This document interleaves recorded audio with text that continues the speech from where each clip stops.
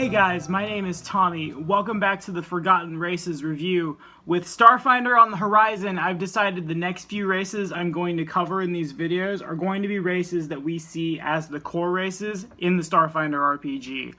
Now, though they're going to be core races in Starfinder, these races also exist in the Pathfinder RPG in various splat books, and with Starfinder coming out, I see no reason not to bring them into the light. We're starting with the Kasatha. Let's dive right in. The Kasatha are a race of four-armed humanoids native to a world far outside of Galerion's solar system.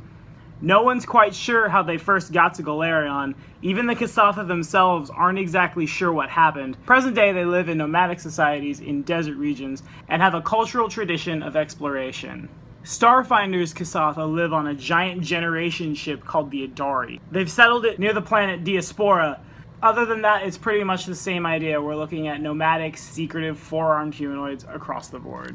Now, obviously, since we're looking at a sci-fi setting, the Kasatha don't have a real-world mythology or historical counterpart, but they do have counterparts in our modern sci-fi stories. For example, in the case of the Kasatha, we're looking at the Martians from John Carter of Mars.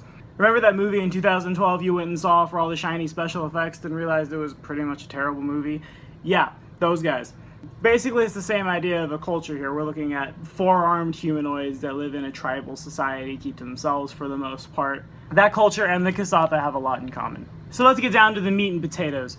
The Kasatha has a +2 dexterity and a +2 to its wisdom with no neg stats, medium creatures with a base speed of 30 feet, humanoids with the Kasatha subtype.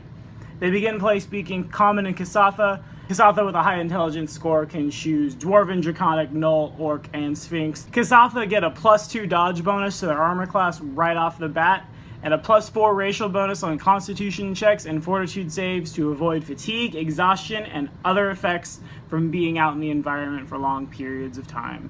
Perception and stealth are always class skills for Kasathas, and they treat the Kasatha Spinal Sword as a martial weapon. That's a 1d6 20x3 weapon with any injury poison placed on that weapon's DC increased by 2. Kasathas are always considered to have a running start when attempting acrobatics checks to jump and move through non-magical difficult desert terrain at normal speed.